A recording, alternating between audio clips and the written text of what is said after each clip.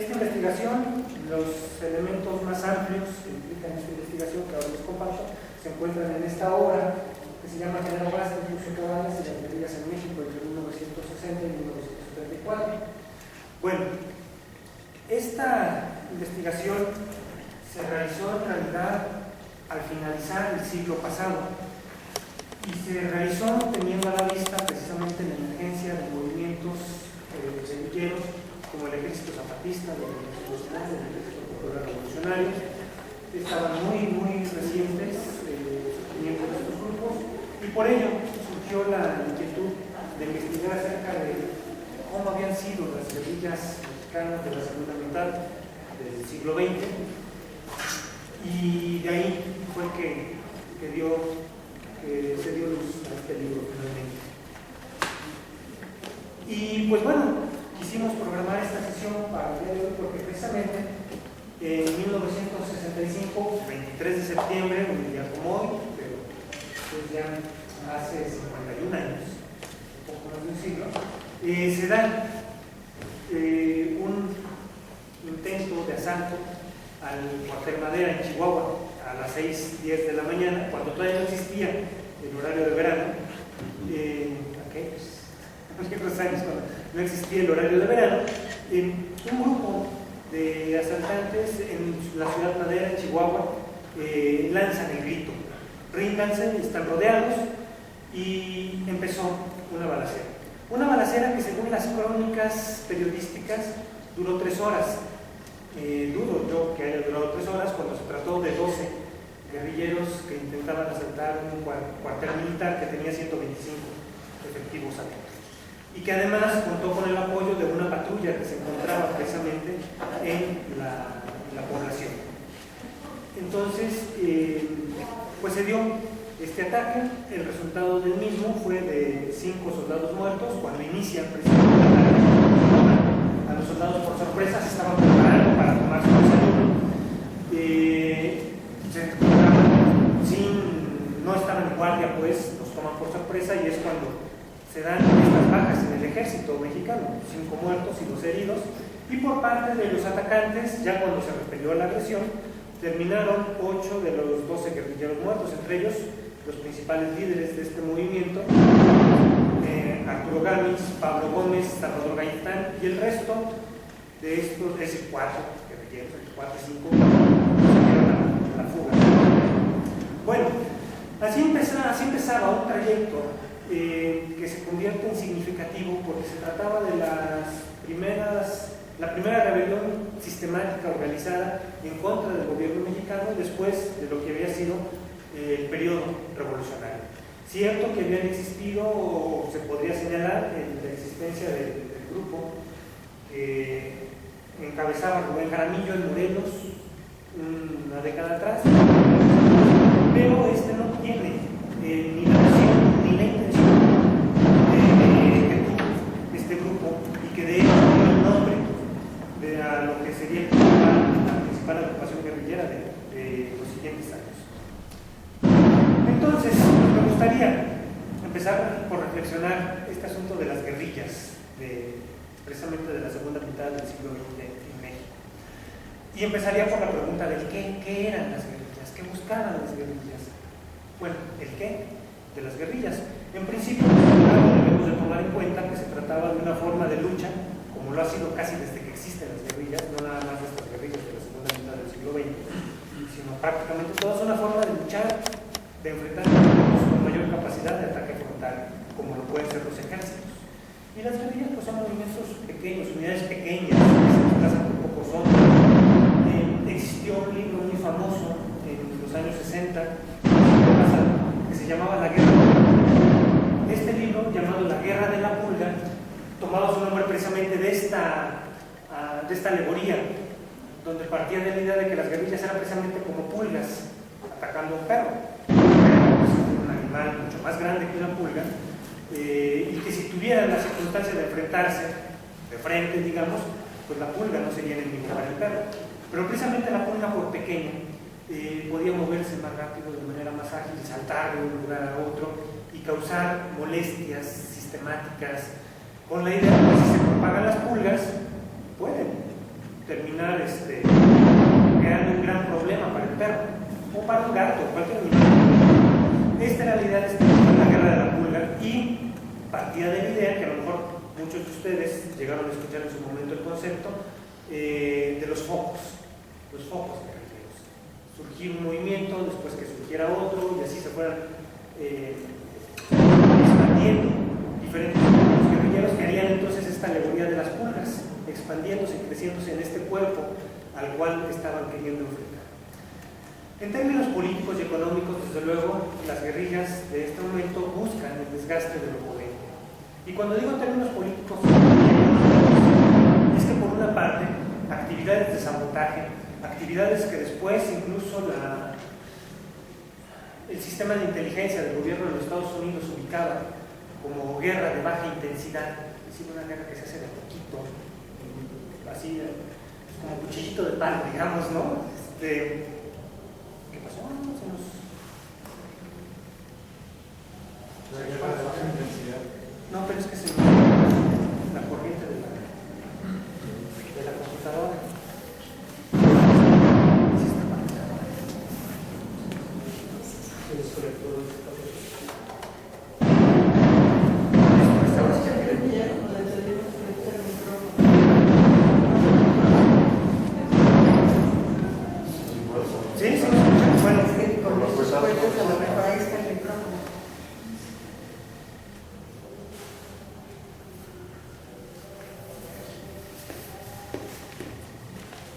Bueno, disculpen las complicaciones técnicas. Mientras que retoma la imagen, les estaba comentando de este asunto del desgaste político y el desgaste económico que implicaban o que podían implicar los movimientos guerrilleros. El desgaste político tiene que ver fundamentalmente con la idea del desprestigio. Desprestigio en dos sentidos, en dos vías. Por una parte, el desprestigio que implicarían estas guerras de baja intensidad, les decía yo, es que se trataba de movimientos que evidenciaban la falta de capacidad de los gobiernos de mantener en control a la población. Y esto precisamente, regresando al símil que les decía de la pulga y el perro, la incapacidad de este gran animal para acabar con este pequeño insecto. Porque huía, se escondía, no era tan fácil que lo pescara, a pesar de la fuerza mayor que tendría el perro sobre la pulga. Y aún así, pues como les digo, esto evidencia la incapacidad, pero la pregunta sería, ¿y por qué surgen las pulgas? Si el perro es un perro sano, es un animal que tiene suficiente limpieza, etc., ¿por qué surgen las pulgas en este organismo? Bueno, porque algo no está bien, algo no está limpio en este organismo, y por eso las pulgas, por una parte. Y por otra parte, el desgaste económico por lo que le cuesta a este gran aparato, en este caso a estos gobiernos, lo que les cuesta estar enfrentando a estos grupos que empiezan a subir por aquí, uno por allá, les digo, haciendo sabotajes, realizando algún secuestro. Esto también es importante, lo de los secuestros, porque le generaba un desgaste político al interior del gobierno. ¿Sí? Su incapacidad de controlar y de dar seguridad a la población es parte también a lo que le apostaban estos movimientos. Entonces, esta es otra de las características que tendrían este tipo de movimientos: apostarle al desgaste político y al desgaste económico. Perdón, ¿secuestros civiles o secuestros a funcionarios? De los dos tipos. Y de los dos tipos porque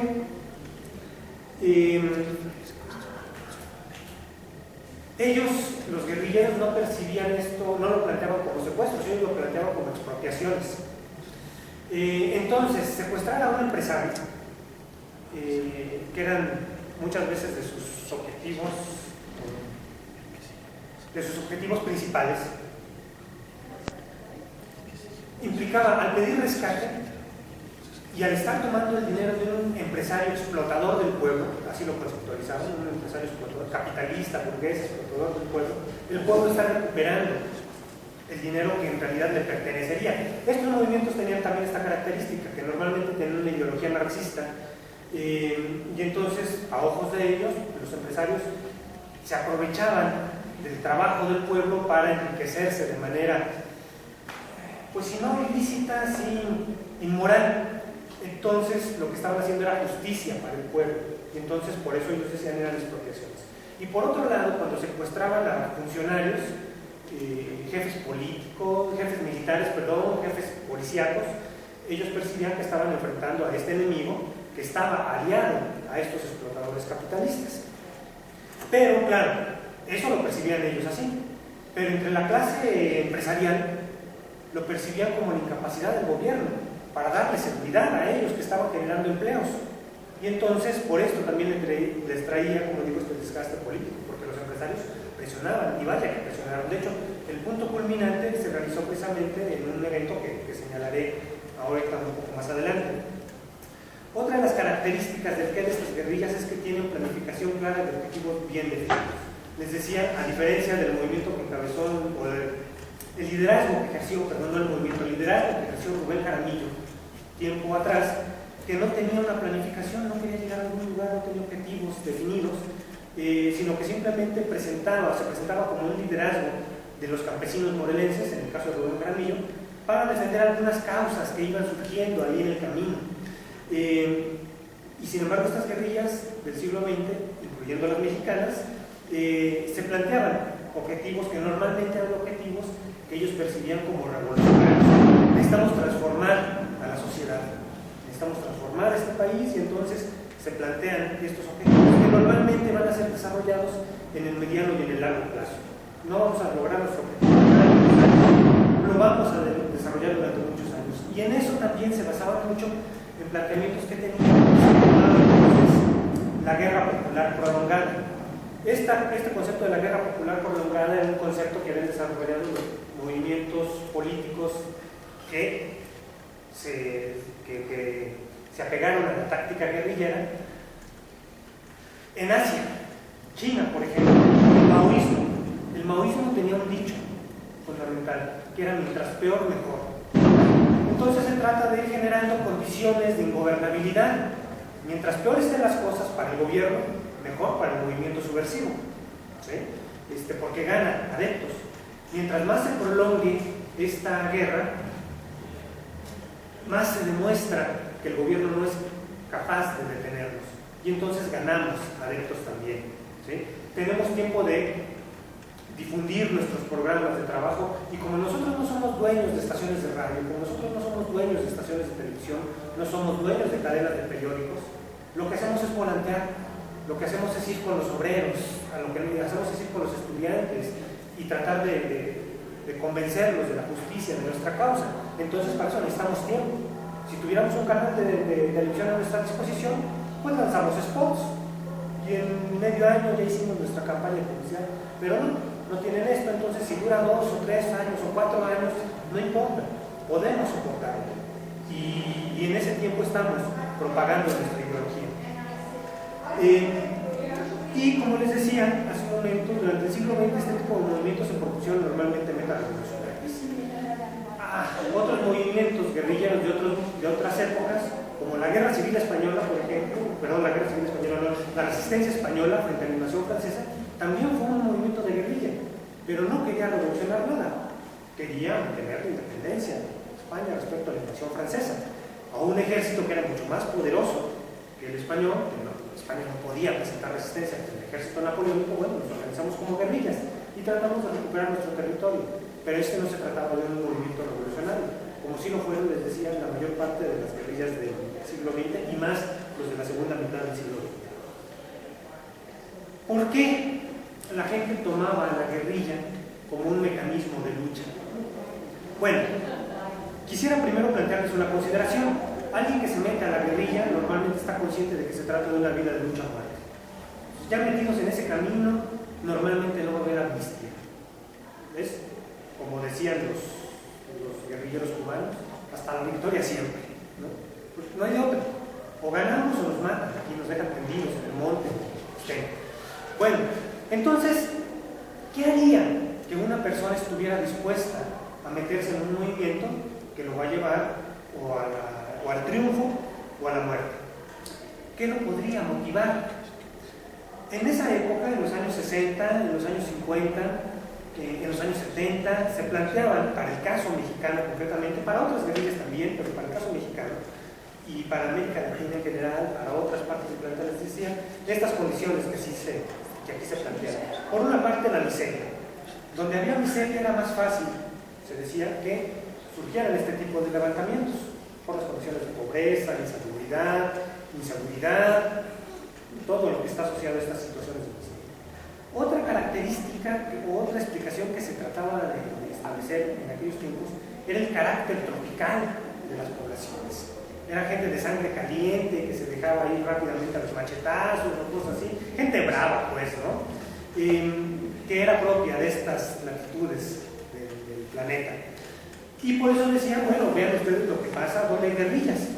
Pues hay guerrillas en Sudamérica, en Colombia, en América Central, en México, en Vietnam o en lugares así, ¿no? Entonces tiene que ver más bien con cierto carácter tropical. Era, les digo, una hipótesis explicativa. Y otra hipótesis explicativa es que se trataba de una errónea interpretación de la teoría marxista, porque también muchas veces estas guerrillas se desarrollaban en lugares donde había sociedades campesinas. Y entonces estas sociedades campesinas querían la revolución, pero según la teoría marxista no iban a ser los campesinos los que hicieran la revolución, sino los obreros. Entonces se trataría o se debería tratar de sociedades industrializadas, donde los obreros explotados por industriales, etc., serían los que tomarían esta conciencia de clase, los campesinos no como clase, los obreros como clase, el proletariado como clase, pero un proletariado, como les digo, normalmente de composición obrera, tendría que ser los que tomaran esta conciencia y entonces organizaran la lucha, una lucha normalmente de características más urbana que rural, más obrera que campesina. Y entonces por eso decían, aquí hay un error en la interpretación de la teoría marxista. Ahorita tenemos que organizarlos, prepararlos, ¿sí? Está bien, los campesinos pueden ser actores de la transformación, actores de la revolución, pero no tienen la politización ni tienen la conciencia que deberían de tener otros sectores de la población. Bueno, en mi investigación me encontré con que había diferentes elementos que o bien podrían contradecir estas explicaciones o bien tendrían que matizar estas explicaciones. No siempre podría explicarse la miseria, ni el carácter tropical, ni la errónea interpretación de la teoría marxista para que la gente se levantara en armas. Habría otros factores que llevaron a que la gente se involucrara en este tipo de movimiento, porque tampoco se planteaba una gran revolución, se planteaba, como les decía, una lucha de baja intensidad. Bueno, entonces para esto pues tendría que analizarse cómo habían ocurrido estas guerrillas que, como les digo, se empezaron a ser más difundidas hace medio siglo. Bueno, y entonces me gustaría ir con ustedes comentando algunas de las características de los grupos guerrilleros, los tiempos y sus causas. Muchas veces cuando la gente hoy día voltea a ver a este tipo de movimientos, también plantea como una de las explicaciones y de los componentes fundamentales de estos movimientos guerrilleros a los estudiantes. ¿Qué hacían los estudiantes en la guerrilla? Bueno, decían pues que fueron reprimidos en el 68 en México, en fin. Pero las guerrillas, como les decía, habían empezado a ocurrir incluso antes de la represión del Tlatelolco en 1968. Y entonces tendríamos que encontrar que habría otros elementos. Entonces empiezo por el Grupo Popular Guerrillero, que en Chihuahua en el 65, hace 51 años, se levantó en armas. Este grupo estuvo en acción entre 1962 y 1965. Cuando digo estuvo en acción es que la acción guerrillera no era nada más echar balazos. La acción guerrillera empezaba por organizarse, por formar grupos, por hacer brigadas, por repartir responsabilidades, establecer casas de seguridad, tener entrenamientos, etc. Y normalmente se hacían evidentes pues con alguna primera acción espectacular, como el Ejército Zapatista de Liberación Nacional, que nosotros supimos de él el 1 de enero de 1994. Bueno, ese día da su primera acción militar espectacular, pero no quiere decir que en ese momento surgió. El Ejército Zapatista de Liberación Nacional se empezó a formar 10 años atrás y empezó a organizarse, y empezó a entrenarse, y empezó a politizar a los indígenas de Chiapas mucho tiempo antes. Entonces, en este caso igual, empiezan a organizarse desde 1962. y cuando hacen su debut, pues es prácticamente también su despedida. Ahora, ¿qué los hacía? ¿Qué hizo que este grupo particular quisiera tomar las armas y enfrentarse al gobierno? Un proceso de pérdida de tierras ante terratenientes de la Sierra de Chihuahua para explotar los bosques de Chihuahua, precisamente, la explotación maderera, que es una minita de oro, bueno, no es una minita de oro, es una minita de madera, porque ahí está el recurso y nada más es ir a cortarlo, llevarlo al aserradero y convertirlo en lo que ustedes quieran, muebles, papel, bueno, ustedes saben, ¿no? Normalmente los explotadores de la madera, cuando se van agotando sus territorios, y en México y en el tercer mundo tenemos una lógica más o menos así, en lugar de reforestar, lo que hacemos pues, es seguirnos, ¿no? Vamos talando más bosques, y llegamos a las tierras que ya no son de nosotros, ya son de comunidades, ya son de ejidos, en fin, y pues no importa, les empezamos a invadir, les empezamos a talar, me consigo un amparo, etc. Fue más que hacían los terratenientes morelenses, ¿no? Más o menos tenían estos personajes que tenían el aprovechamiento de la madera de los bosques en Chihuahua. Bueno, cuando los campesinos reclamaron sobre esto, empezaron a perseguirlos. Los campesinos quisieron responder a balazos, como los trataron a ellos quisieron responder también. Hubo algunas escaramuzas donde hubo balas, como les digo. Esto llevó también a la politización de los líderes, que dijeron, bueno, no tiene caso tratar de responder a acciones directamente, porque los terratenientes pueden comprar mejores armas y armar gente, guardias blancas que van a estar a su servicio. O incluso ellos pueden poner un juicio, comprar jueces, y son amigos de los políticos, e incluso hasta los policías o el ejército les pueden servir de apoyo. Entonces no, mejor vamos a organizarnos, vamos a formar un grupo militarizado, tipo guerrillero, que sea capaz de enfrentarse al gobierno. Bueno, reproduzco aquí algunas de las palabras que tuvieron los actores de este proceso. Poco antes de que se diera el asalto a Cuartel Madera, Arturo Gámez envió una carta al gobernador de Chihuahua, carta que fue reproducida en la prensa de aquel estado. Y un fragmento de esta carta es la que está aquí indicada.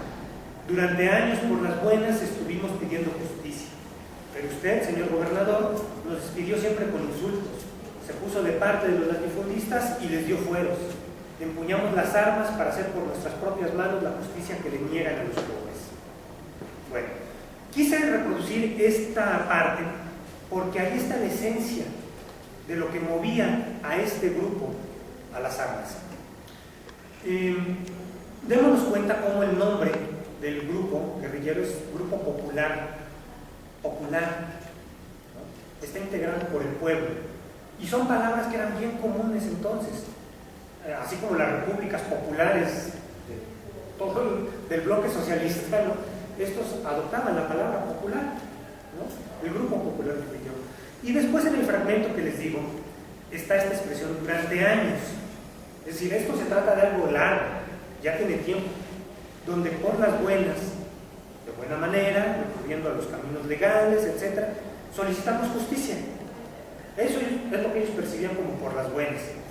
Fuimos ante el juez, fuimos ante la policía, fuimos ante el gobernador, fuimos ante el presidente municipal, fuimos a donde tendríamos que haber ido, con recursos escritos, presentándonos, hablando, haciendo filas, presentando antesalas, en fin. Pero pues, no nos hizo caso, señor gobernador, incluso nos despidió con insultos, nos maltrató, pues, nos humilló. Ante ese maltrato y ante esa humillación, y además poniéndose del lado de los latifundistas, dándoles protección, a esto se refiere con dándoles fueros. Entonces, pues, ¿qué nos queda? Hacer justicia por nuestras propias manos. Si vamos al gobierno, si vamos ante los jueces, si vamos ante diferentes instancias y no nos hacen caso, pues entonces nosotros tomamos las armas para hacer justicia. La justicia se le niega a los pobres, se pone del lado de los ricos y se le niega a los pobres.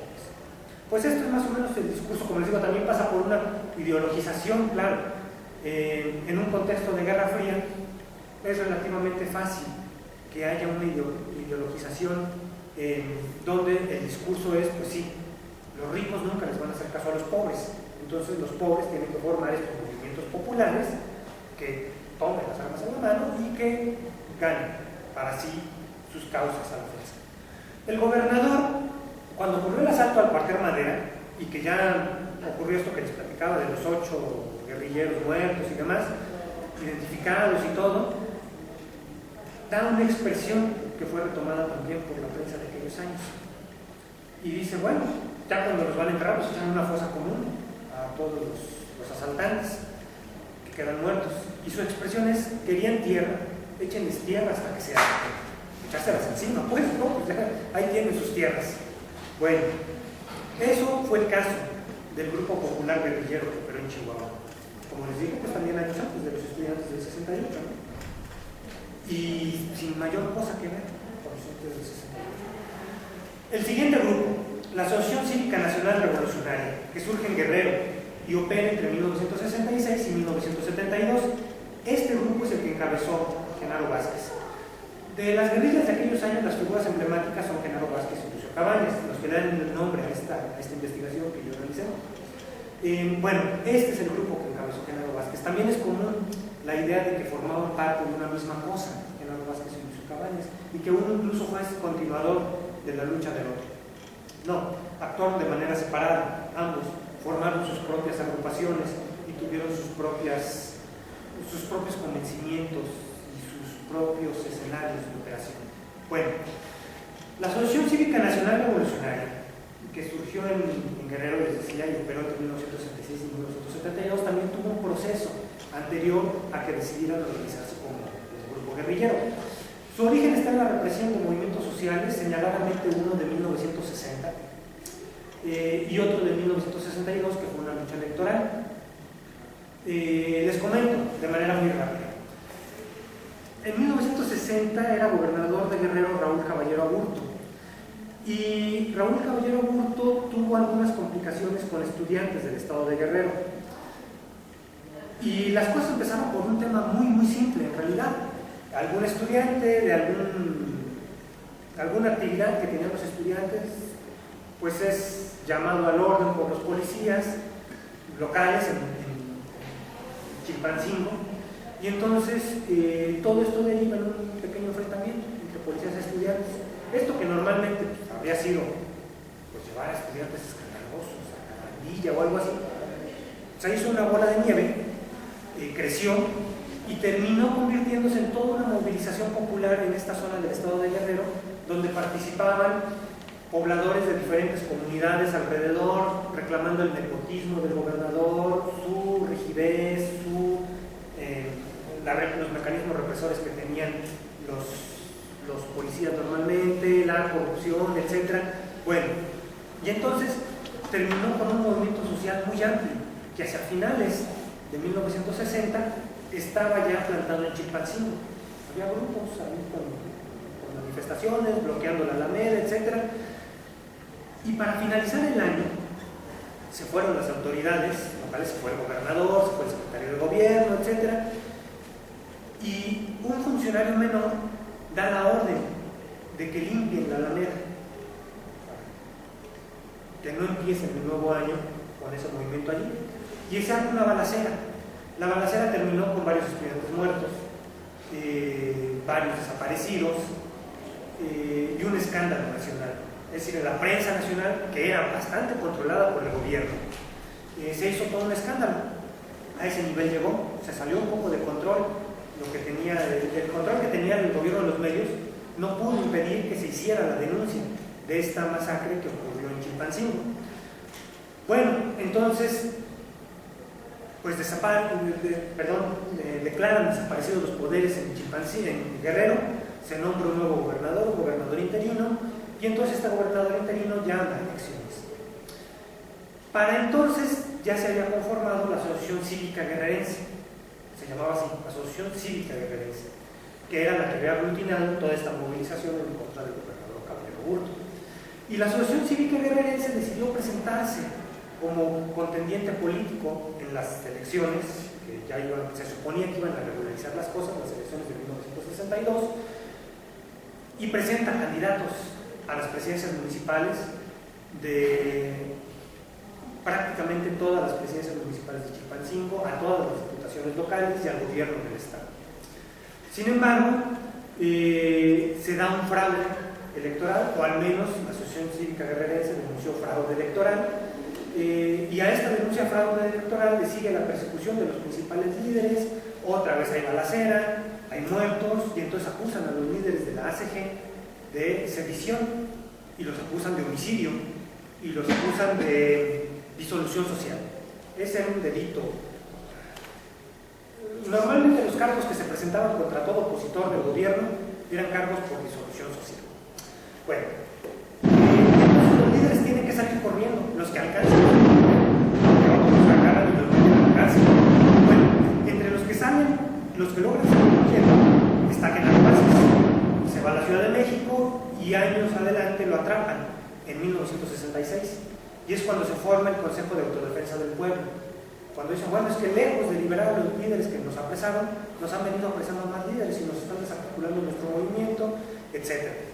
Bueno, cuando llegan a este punto de decidir transformar a la entonces Asociación Cívica Guerrerense en Asociación Cívica Nacional Revolucionaria, noten, ya le pusieron la palabra revolucionaria y ya le pusieron la palabra nacional. Ya no es un asunto nada más de Guerrero, es un asunto de todo el país, es un asunto que, si en sus orígenes fue cívico, trató de ir electorales y demás, ahora ya se va a hacer revolucionario.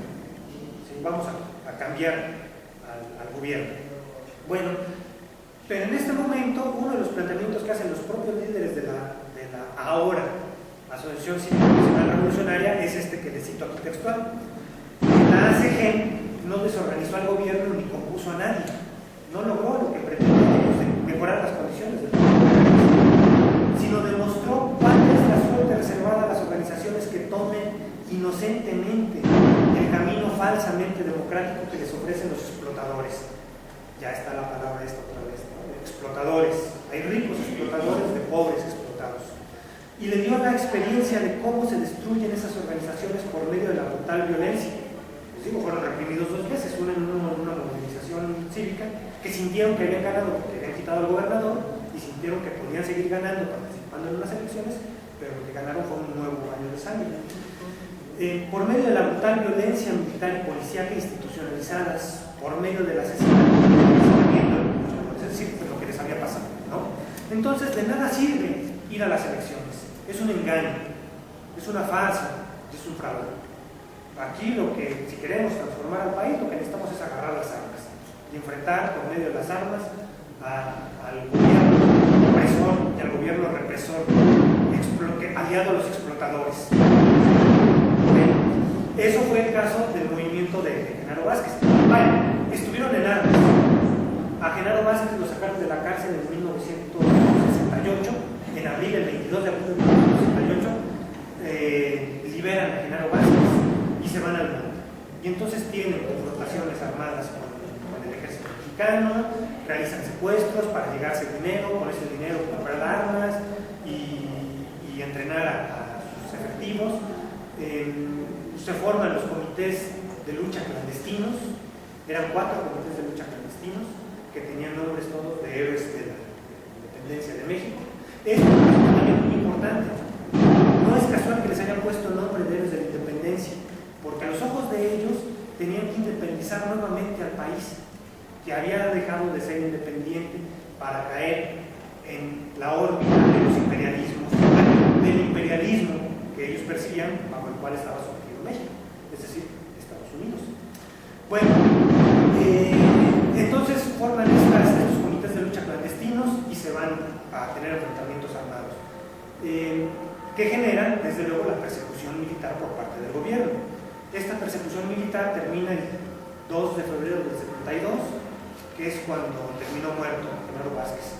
La versión oficial es que fue un accidente automovilístico en Michoacán. La versión que manejan los guerrilleros es que pues, lo agarraron, lo mataron y lo quisieron hacer parecer como un accidente automovilístico. Bueno, el otro otro de los grupos guerrilleros, el Partido de los Pobres y sus brigadas campesinas de ajusticiamiento. Este fue el movimiento que encabezó Lucio Cabañas, ¿sí? Bueno, también se desarrolla en el estado de Guerrero entre 1967 y 1974. Es una radicalización de movimientos estudiantiles. Lucio Cabañas había sido estudiante en la Normal Rural de Ayotzinapa. Esta que hace poco se hizo famosa, pues volvió a tomar espacios dentro de la prensa y de los diarios y de las televisoras y radios nacional e internacional, ¿no? Bueno, él fue estudiante en la Escuela Normal Isidro Burgos, mejor conocida como la Normal de Ayotzinapa. En esta Normal de Ayotzinapa desde entonces ya operaban grupos de ideologización marxista entre los estudiantes. Lucio Cabañas perteneció a uno de estos, fue el líder estudiantil, y como tal participó también en esta movilización que les platicaba en 1960 contra Raúl Caballero Aburto.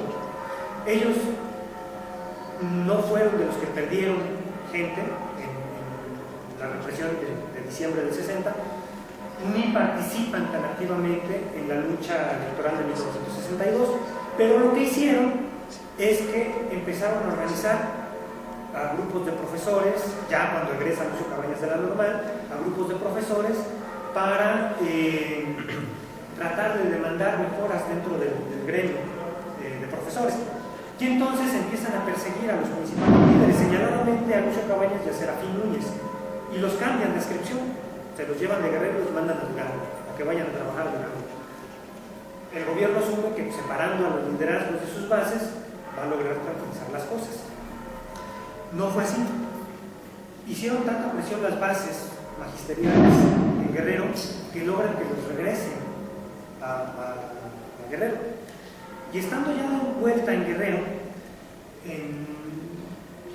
se les acercan padres de familia para pedirles que les ayuden a remover a la directora de una de las escuelas. Ellos fueron reinstalados en Atoyac, y en Atoyac en ese entonces había dos escuelas, la de ricos y la de pobres, así se les conocía popularmente, la escuela de los ricos y la escuela de los pobres. Bueno, y entonces ellos fueron instalados en la escuela de los pobres, y en esta escuela de los pobres hicieron una movilización los padres de familia para que removieran a la directora, porque no estaban contentos con el desempeño de la directora, etc.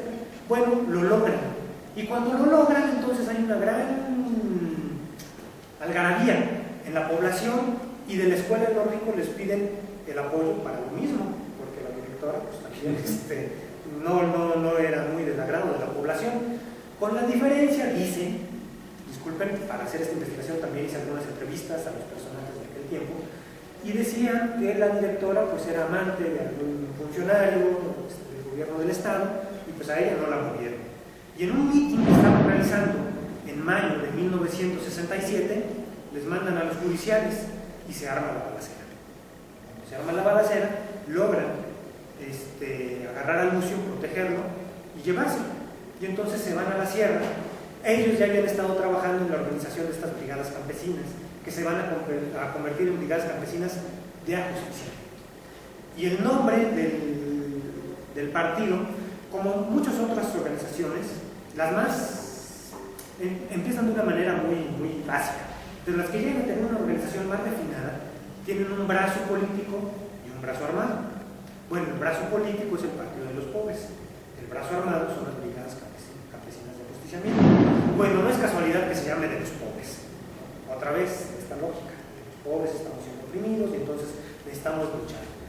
¿Y cómo lo vamos a hacer? Pues haciendo justicia también por nuestras propias manos. Por eso el nombre de las brigadas campesinas, de ajusticiamiento. Vamos a hacer justicia. Y van a ser campesinos, básicamente, ¿sí? Bueno, si alguien me permite un momento, gracias. Ellos establecieron un ideario muy amplio, bueno, tiene 14 puntos,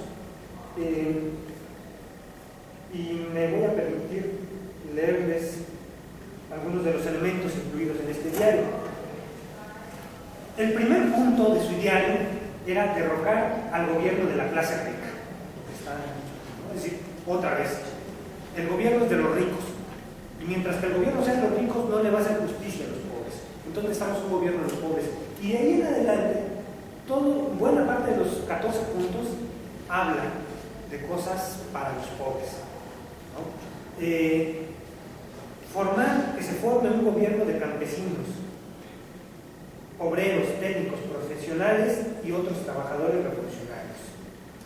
El segundo punto, que el nuevo gobierno de la clase pobre dicte leyes que protejan y hagan valer el derecho al trabajo, el derecho a la huelga, el derecho a reunirse y opinar en público y en privado, el derecho de formar sindicatos, partidos y otras asociaciones, el derecho de votar, de escoger candidatos y gobernantes. Ahora, si ellos plantean todo esto, es porque perciben que en realidad no se puede hacer. Si se pudiera hacer, pues no tendrían por qué estar haciendo una revolución para que se lograra. No tendrían que cambiar al gobierno para que se lograra. Se podría poder hacer de manera natural, pero no se hacía. Entonces, por eso era necesaria una revolución para lograrlo. Tercer punto, que para cumplir sus leyes y proteger sus intereses, los trabajadores formen sus jurados o tribunales, nombren sus jueces y den armas para defenderse. Tercer punto, es decir, la tercera cosa, la justicia. El cuarto punto, expropiar las fábricas, los edificios, la maquinaria, los transportes y los latifundios de los grandes propietarios, de los millonarios nacionales y extranjeros, que se entreguen en propiedad a los trabajadores. A ver, ¿no? Hay que repartir la riqueza que está concentrada en estos personajes, ¿no? El quinto punto, hacer valer los productos de los pobres con justicia y que se dé seguridad a los trabajadores y a sus familias en casos de plagas, pérdidas, accidentes de los productos, enfermedad, invalidez o muerte en el trabajo. Sexto, que se den leyes que aseguren que los trabajadores puedan aprovechar su trabajo por medio del dinero, herramientas, máquinas, agua, electricidad, combustibles, semillas, fertilizantes, técnicos y científicos, organización de los trabajadores y lo necesario para mejorar la producción. Bueno, lo que les prometían, pero no les daban, desde el gobierno, claro.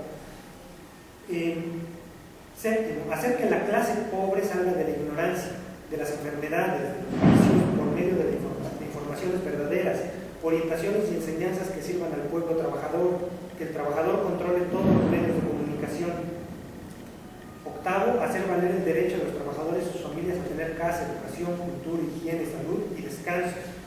Noveno, liberar a la mujer haciendo valer su igual derecho frente al hombre, hacer valer principalmente el derecho al trabajo, pero con pago igual a igual capacidad, los derechos de asociarse y de opinar, el derecho a la educación superior y a la cultura, proteger a los niños haciendo valer los derechos que son propios como alimentación, vestido, casa de cuidado y educación.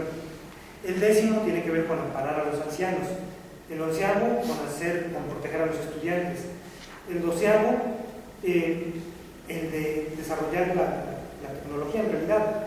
Aquí hay una expresión, bueno, que tal cual, pero del diario, pero hay un error de redacción. El 13, hacer valer el derecho de los campesinos, que la clase rica llama indios, que viven en las montañas desde que la dominación española los expulsó de sus tierras, a tener trato igual que todos los mexicanos. Unirse en la lucha contra la discriminación racial en el mundo y principalmente contra los negros, con los mexicanos, con los chicanos y otras minorías raciales en los Estados Unidos. Bueno, aquí ya se van hasta... Vámonos a hacer la justicia en los Estados Unidos también, ¿no? Esto también tiene que ver, claro, que hay muchos campesinos que migran a los Estados Unidos y ellos conocen, desde luego, su situación. 14, finalmente, hacer la independencia económica de México completa, independencia política contra el sistema colonial nuevo de los Estados Unidos de América y otros países extranjeros, unidos con los pueblos del mundo contra la misma dominación extranjera que protege a las clases ricas. Algo así como proletarios del mundo unidos, ¿no? Bueno, este eran los puntos del diario del grupo que encabezaba Lucio Cabañas y que era el Partido de los Pobres. Bueno, este grupo se mantuvo en armas, como les decía, desde 1967, cuando ocurre esta represión de los judiciales en Atoyac, y se mantuvo hasta 1974, diciembre de 1974, cuando en un enfrentamiento entre el ejército y las guerrillas matan a Lucio Cabañas en la Sierra de Guerrero. Hay que decir que de todos los grupos guerrilleros que existieron en aquella época, este fue el más poderoso. Este fue el que realizó más acciones contra el ejército mexicano con más éxito. Este es el que tuvo más penetración en la conciencia social. El secuestro de Figueroa, Ellos, el gobernador. Así es. ¿No? ¿Sí? No, eso no ha de haber sido fácil. ¿No? Porque Figueroa era... Tú estás buscando causas Pero el salvajismo que mostró Figueroa cuando era gobernador en Guerrero es de leyenda. Digo, las cosas que hacía, empalaba a pueblos enteros, digo, de 30, 40 gentes. Sí. No, bueno, lo que se vivió en esta época, déjenme decirles además, fue atroz, pero fue atroz porque también una parte de la población se vio en medio de dos fuegos. Es decir, por una parte, los perseguía el gobierno, diciendo, tú sabes dónde están los guerrilleros, y llegaban en la madrugada. Hay relatos que son espeluznantes. Hay relatos que son espeluznantes, ¿no? Que llegaban en la madrugada, levantaban a todos, los sacaban al patio de la escuela, que normalmente era el espacio abierto más grande que había allí, y ahí los amenazaban a todos, empezaban a violar gente, o empezaban a torturar gente, o mataban a uno ahí delante de todos. Bueno, y ahí los tenían parados hasta que alguien dijera algo. Y se seguían el resto del día, bueno, cosas así atroces. Pero luego también llegaban los guerrilleros, y si notaban que alguien en realidad había hablado para revelarlos, para revelar dónde estaban, también les aplicaban la justicia, los ajusticiaban por aliados a los explotadores burgueses. Entonces, era terrible. Y hubo desplazados, claro, bueno, en fin. Esto lo que tiene que ver con este grupo. El Movimiento de Acción Revolucionaria, que después transformó su nombre a Movimiento Armado Revolucionario, operó entre 1966 y 1971. Como ven, todos estos son grupos que surgieron antes de los estudiantes del 68, ¿no? Y operó o surgió en Michoacán, se extendió a otros lugares, Guanajuato, Querétaro, Hidalgo, etcétera, los que ven ahí mencionados. Este movimiento se radicalizó a partir de la represión que hizo el gobierno del estado de Michoacán contra los estudiantes de la Universidad de Michoacán de San Nicolás de Hidalgo, también por un asunto bastante hoy visto, y desde donde estamos nosotros nos podría parecer un poco bobo incluso, no era menor. Los estudiantes protestaban por el alza en el pasaje del transporte urbano. La protesta terminó con tanquetas invadiendo casas de estudiantes, ejército entrando a las casas de estudiantes para sacarlos y aleccionarlos. En palabras del gobierno, aleccionarlos. Aleccionarlos normalmente tenía que ver con torturarlos y poner castigos ejemplares, ¿no? Bueno, entonces la represión a los movimientos estudiantiles, la politización y la radicalización de los líderes es parte de los factores que llevan a esto. De hecho, este movimiento tiene la característica que fue el único al cual se le demostró fehacientemente que fue entrenado por un gobierno extranjero o en un país extranjero. Un grupo de integrantes de este grupo se fue a Corea del Norte, y ahí fue entrenado. Paradójicamente, se supondría que al tener este entrenamiento sería que estaría mejor preparado para desarrollar precisamente la revolución. Pero, les decía, paradójicamente, fueron los primeros que cantaron. Cuando agarraron a algunos de los integrantes de este grupo, revelaron mucho de los contactos que tenían con otros grupos guerrilleros. Y bueno, pues entonces el entrenamiento psicológico que tuvieron, aunque no les sirvió de mucho. Formalmente tuvieron continuidad hasta 1993, pero en realidad lo fuerte de este movimiento se hizo en 1971. Les digo, la ventaja que ellos tuvieron es que sí tuvieron la capacidad de establecer nexos con prácticamente todos los grupos insurrectos que existían entonces en México, y esto favoreció después el grupo de otras organizaciones. La Liga Armada Comunista, que operó en Monterrey entre 1970 y 1972, tenía un fuerte integrante de estudiantes, hacían mucha propaganda de obreros se les empezaban a unir. Apresaron a 6 de sus integrantes en 1972, en noviembre de 1972, y de inmediato organizaron el secuestro de un avión de Mexicana. Este tenía 104 pasajeros, pues lograron secuestrar al avión con 104 pasajeros y negociaron el rescate de 5 de sus 6 compañeros. Al sexto, pues no, porque era parte de los que no valía la pena rescatar según ellos. Negociaron que les entregaran 4 millones de pesos, armas, municiones y combustible, y todo esto, junto con el avión, fueron a dar a Cuba. Después ellos declararon que había sido un error táctico, porque ellos suponían que en Cuba les iban a dar protección y apoyo para seguir haciendo la revolución. el gobierno cubano era aliado del gobierno mexicano. Entonces, para llegar a Cuba fueron automáticamente anulados como grupo subversivo contra el gobierno. De hecho, tuvieron que escaparse.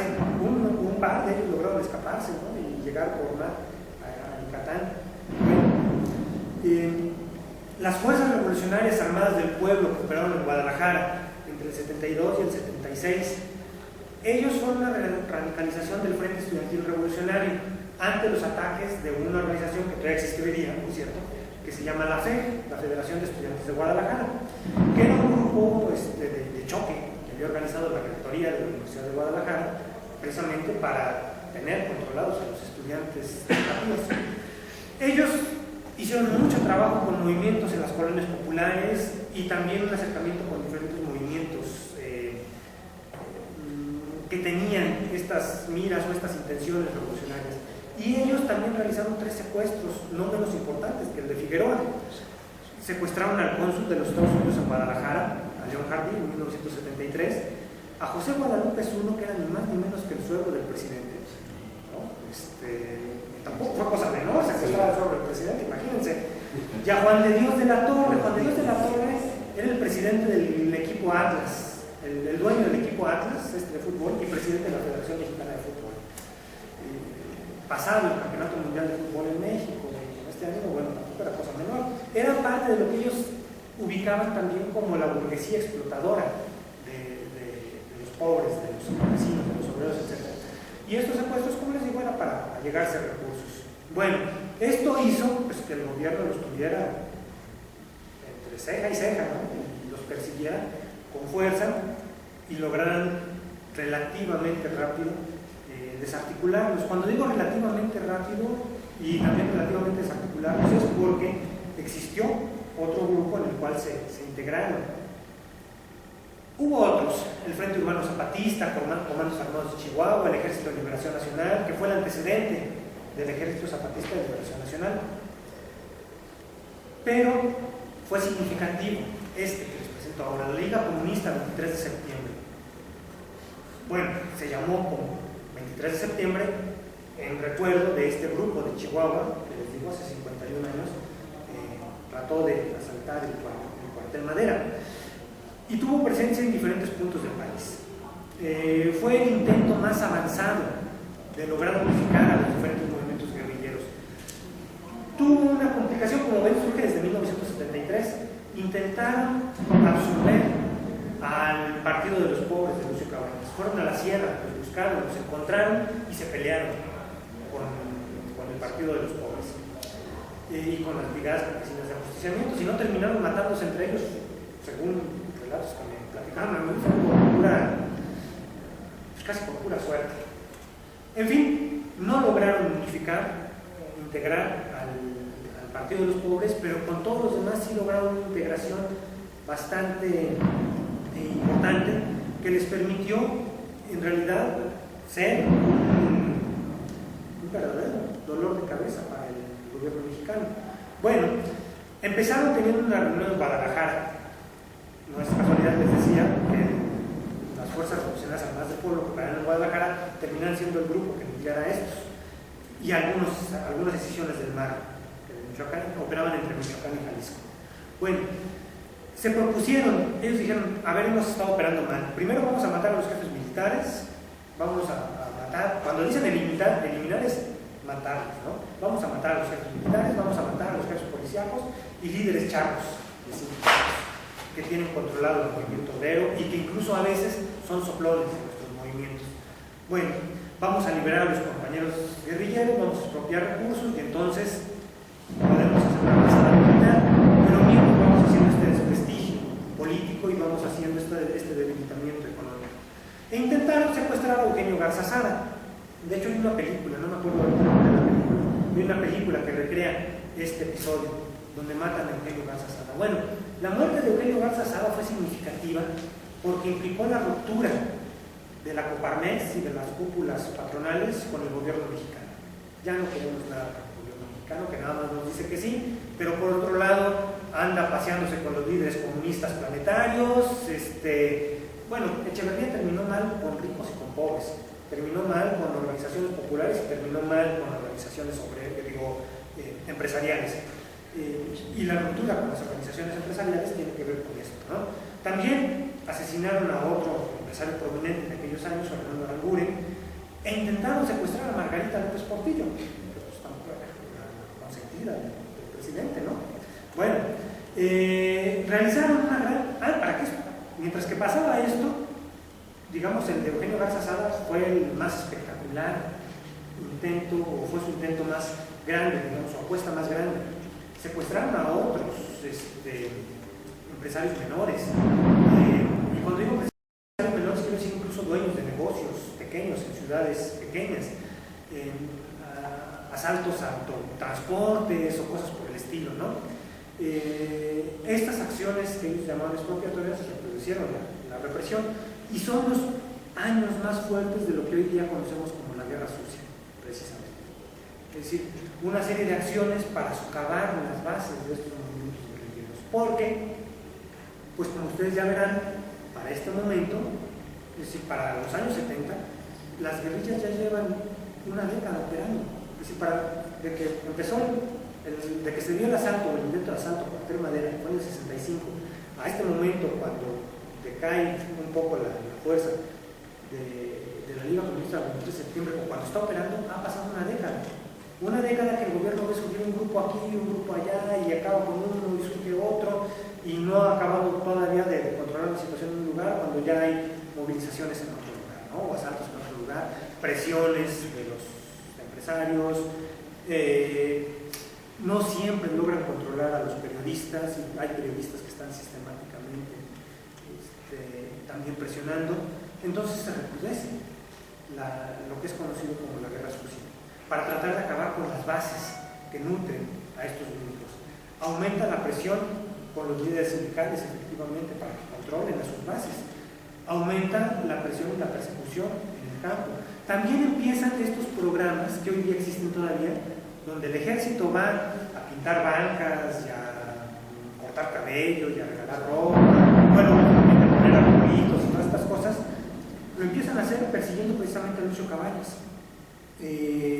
Empiezan a hacer estas campañas de abrir caminos, mandar dentistas a las comunidades rurales, mandar médicos, poner vacunas, todas estas cosas de apoyo social que tiene el gobierno se intensifican en el 73 y en el 74. En cuanto cae muerto Lucio Cabañas, y además se concentran en el estado de Guerrero. Cuando cae muerto Lucio Cabañas, acaban. No dejan de tenerlas en otro lugar porque se trata de tener presencia, porque claro, entre que le cortan el cabello al campesino, entre que le están sacando la muela, haciéndole curaciones, mientras le están preguntando a la señora, ¿no? Oiga, y pues su hijo, pues ¿cuánto tiene así? ¿No? Y empieza la plática, y entre que sí y que no, tratan de sacar información, claro, ¿no? Y su marido, ¿dónde anda? ¿No? Se fue al norte, ¿por qué no anda aquí? O cosas por el estilo, ¿no? Bueno, pues se trataba de tener mayor control. Incrementa el gasto en armamento del ejército, incrementan los programas de adiestramiento del ejército en tácticas antiguerrilla. Bueno, como les digo, es todo un aparato que despliega también el gobierno para tratar de reprimir a estos movimientos que están tratando de... pues las guerrillas no se acaban. Porque entre otras cosas también en el contexto internacional había ya una larga experiencia y una larga trayectoria de movimientos, estos que les menciono aquí, que ustedes pues, conocen seguramente, donde movimientos guerrilleros habían logrado vencer al enemigo, al opresor capitalista, al enemigo imperialista, la Revolución China, para empezar con la Revolución China, ¿no? Muchos de los movimientos guerrilleros que se desarrollan también son de orientación maoísta, ¿no?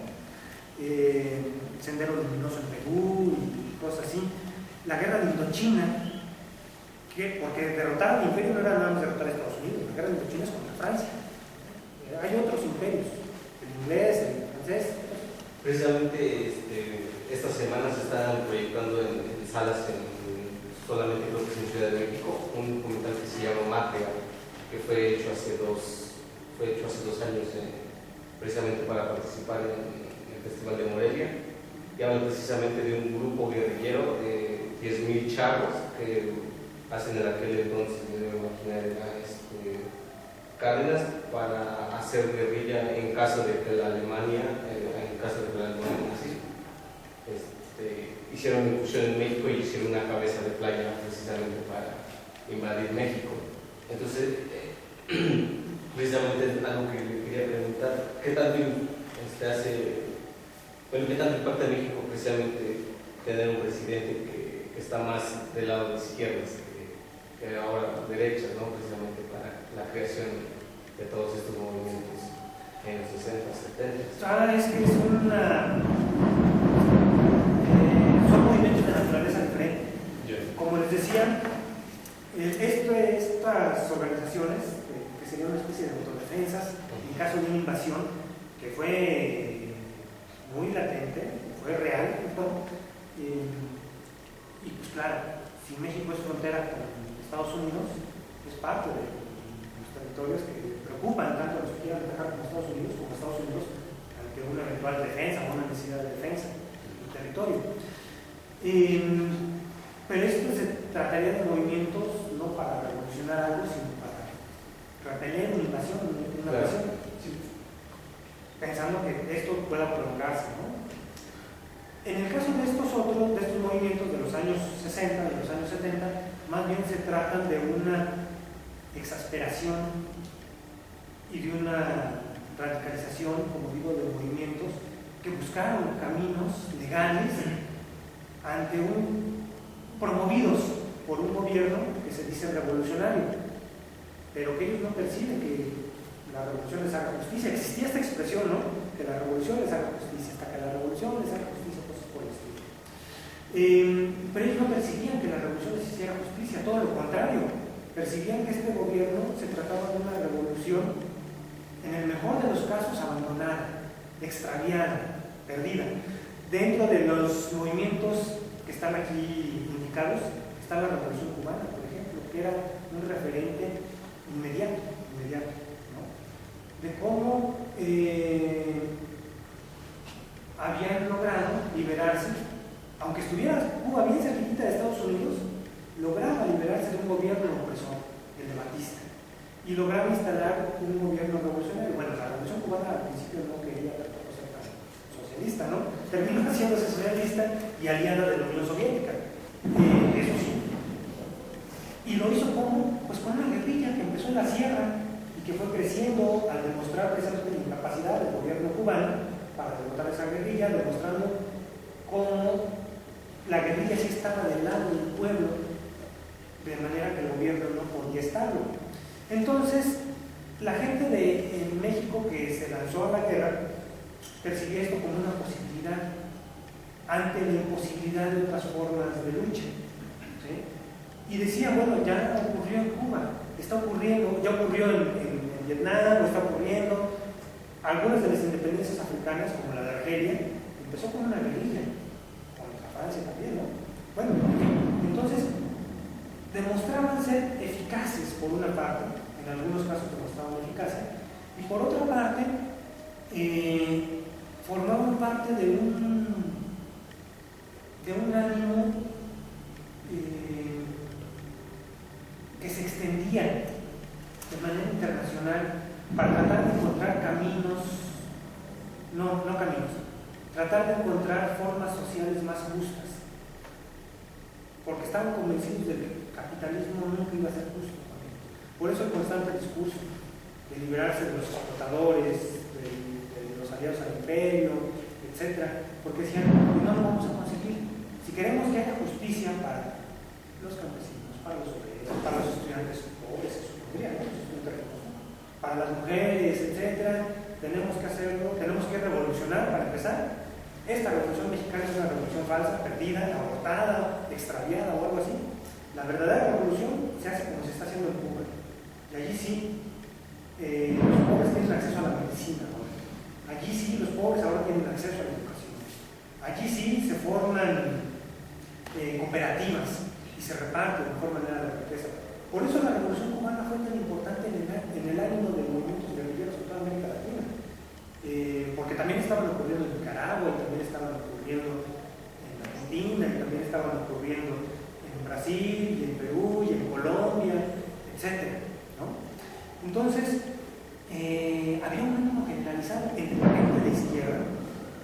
esta era una manera de transformar. Claro, también había pleitos entre las izquierdas. Si algo tenía la izquierda mexicana aquel entonces es que estaban peleados, pues acá se muere también.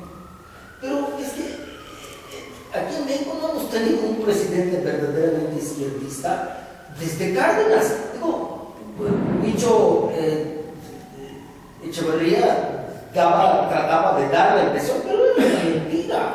Era luz de la calle, el farol de la calle y la oscuridad de la casa, porque reprimió más que. Digo, no era izquierdista, eso era una pose, una postura. No era, en realidad. Nunca, ninguno. Lo que pasa es que todo es el mismo origen. Todas las guerrillas de Latinoamérica y las de México tienen el mismo origen. La explotación detrás de los presidentes fantoches que ha puesto Estados Unidos en todos lados, como fue Batista, como fueron todos los presidentes de Latinoamérica y como son actualmente los mexicanos, son serviles a Estados Unidos, y Estados Unidos viene y explota todo lo que requiere de México, y ha habido gente muy valiente que se ha levantado en armas. Ahora que hablaba usted de Chihuahua y cómo empezaron a pelar los bosques, toda esa madera se iba a Estados Unidos. Estados Unidos, entre comillas, presta el dinero para el ferrocarril de Chihuahua. Un ferrocarril que si ustedes se suben en él, van a decir, ¿de dónde a dónde va semejante vehículo? Va de la nada a la nada hasta el bosque de Chihuahua, porque iban a pelar toda la madera que se iba a Estados Unidos. En México hay un pueblo extraordinario que les recomiendo, se llama Chelán, en Michoacán. Tiene 5 años que mandó al carajo a todos los políticos, al presidente municipal y a todos los partidos políticos los sacó, porque ellos son los que se coluden con el gobierno norteamericano para pelar el bosque. O sea, nosotros somos los depredadores de la naturaleza, pero la naturaleza se va a Estados Unidos. Nosotros no tenemos casas de madera. ¿Sí? Entonces, bueno, ese es el origen de toda Latinoamérica. Y aparentemente parece ser que en Morelia unos tontos estudiantes se pelearon con no sé quién y acabó en guerra, ¿no? Por otro lado, la venta de armas. La venta de armas hay que generar broncas aquí y allá porque Estados Unidos está produciendo la cantidad, tiene 4 millones de personas trabajando en la industria armamentista. Se puede usted imaginar cuántas producen, hay que venderlas, ¿sí? Hay que armar todo eso, ¿no? Entonces es importante verlo desde atrás, porque todos los movimientos de toda Latinoamérica tienen el mismo origen. Curiosamente, en toda Latinoamérica los 7 presidentes latinoamericanos de izquierda han muerto, unos de cáncer y otros han tenido el cáncer y la han librado. Cáncer, digo yo, tiene que haber una mano negra detrás de eso, ¿no? Y yo tengo una pregunta que va más allá de lo que usted más propuso, allá. que es estos movimientos armados que causaron tanto así. Por ejemplo, Guerrero es el foco rojo. Desde los 60, 50, todo. Han tenido los gobernadores más salvajes, han tenido así. Y son los ahorita, no, espérense, sí. Ahorita Guerrero es el segundo productor más grande de opio del mundo. ¿De opio? ¿Guerrero? Sí, Guerrero. De oro, cariño, por eso hay tanto problema ahí. La mina de oro más grande que se ha localizado en México está cerca de Yochina. Bueno, ¿sí? A ver, con permiso. ¿Qué conexión hay entre ese tipo de violencia o es la misma miseria y pobreza que lleva al narco? Guerrero es todo un narco. Son muchas cosas juntas. Me estoy refiriendo al sistema, sí, perdón. Sí. Le estoy preguntando a él. Bueno, si me permite, en un momento atiendo eso. Yo les decía, para pasar a la respuesta que me está planteando, ¿cuáles podrían haber sido entonces las causas o algunas de las causas que también deberíamos de considerar en estos movimientos que hubo en esta época. Yo creo que tendríamos que señalar estos que están aquí expuestos. Por una parte, la inutilidad de los mecanismos legalmente contemplados para la política. Ya decíamos, intentaron luchar políticamente y no les resultó, fueron reprimidos. Intentaron luchar por vías legales, por juicios, etc., y no les resultaba. La explicación que ellos tenían era porque eran pobres, ¿sí? Porque había un sistema de explotación que no les iba a permitir el triunfo a sus causas. Y por otra parte, la existencia de un espíritu, como les decía, internacionalmente difundido, de que si había una forma de transformar a las sociedades, era mediante la guerrilla precisamente, y poder transitar hacia formas de organización social y económica más justas. Ahora, voy a esta parte, ¿cómo se va a financiar esto? Bueno, en ese momento, sí, porque también las guerrillas compran armas, necesitan tener armas. ¿De dónde las obtienen? Pues no va a llegar la gente a regalárselas, no va a haber una fundación, pro arma, no, cosas por el estilo, no, tienen que comprarlas con los armeros. Y entonces requieren dinero para esto. Tampoco tienen una fábrica, no tienen la tecnología para ellos mismos fabricar sus armas, tienen que comprarlas. Necesitan recursos para esto, les decía. ¿A qué recurrían? Bueno, recurrían muchas veces a esto que les decía, ellos llamaban expropiaciones, a los secuestros, a los asaltos, en fin. Pero al mismo tiempo está ocurriendo el fenómeno efectivamente del narcotráfico. Bueno,